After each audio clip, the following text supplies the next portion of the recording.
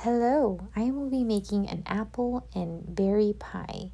The first thing I wanted to do was actually take my butter and cut it into small pieces, and then I will be placing that back into the fridge.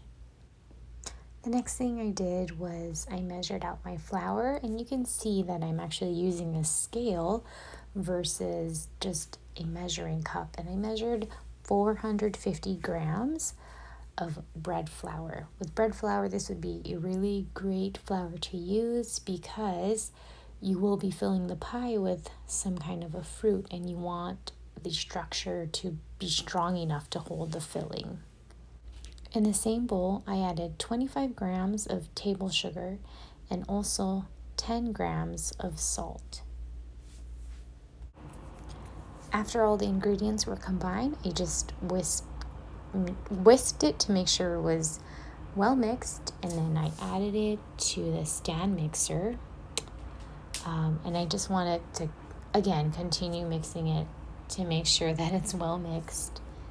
And then this next step is I will be adding the butter that I mentioned was put in the fridge, and I want to just add the butter little by little and mix it with the paddle attachment until it resembles breadcrumbs, but a little bigger than peas. So this is what it looks like, and now I'm going to be adding the ice water to help form the dough, the pie dough. And you want to make sure that this water is very, very cold. So what I did is I actually measured out 140 milliliters of water, and then I put that into the freezer to make sure that it got really cold. You don't want to overmix the dough. So once it just came together, I then prepared my bench and I just added some flour, and then I'm going to be putting the dough on the bench. So I went ahead and prepared some cling wrap that once I've finished putting the dough together, forming it into a disc, I will just put it directly onto the cling wrap, then put it in the fridge to rest for a minimum of 2 hours or as long as overnight.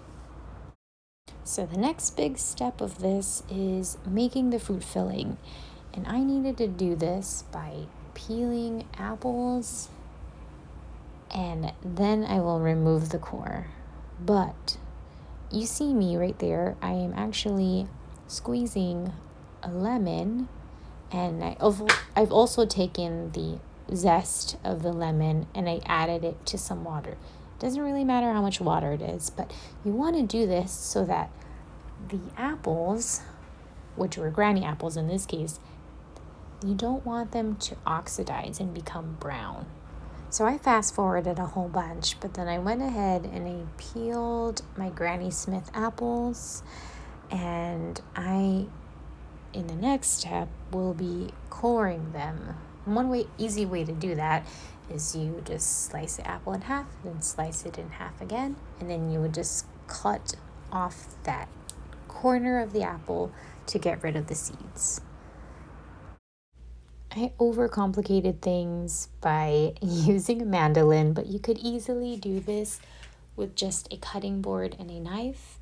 And a really easy way to do this is just cut it into small, thin slices.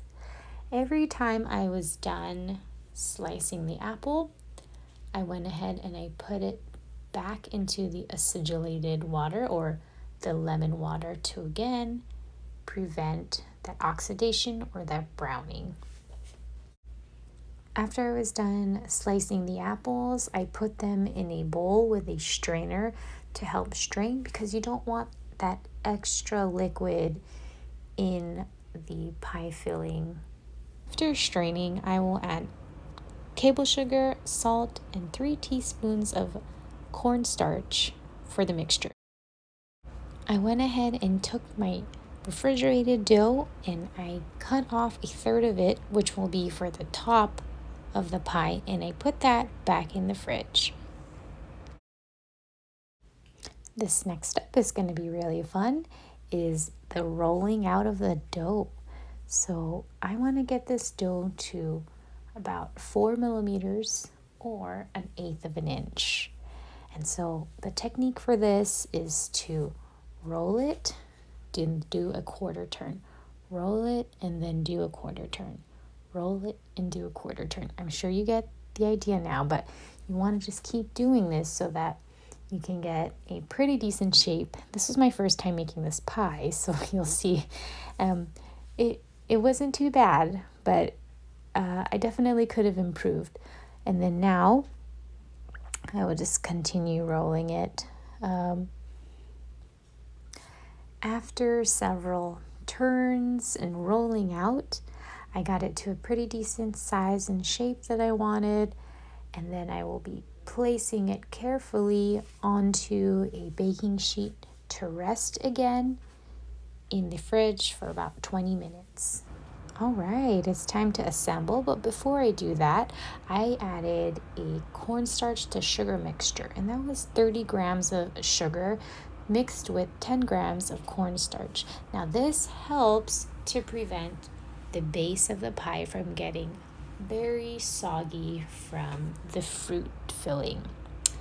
And I had a lot of fun adding the fruits to the pie because it finally all came together.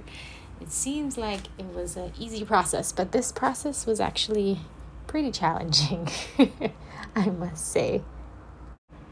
Unfortunately, I forgot to record how to make a lattice with that third of a portion of the pie dough that I mentioned, but apologies.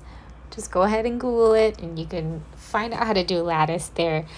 But now that I've added the top part, I am now bringing all the dough together by taking my thumb and my pointer finger of one hand and I'm pinching it, and then I'm using my thumb with my other hand to go ahead and make that nice crimping that's very, very common in pies. I took my pie and I put in the fridge to chill for 30 minutes. This was the beautiful result. Very, very degrees nice Fahrenheit. Browning. I put in egg wash, a lot of that layers from the pie, and it was just absolutely gorgeous and delicious.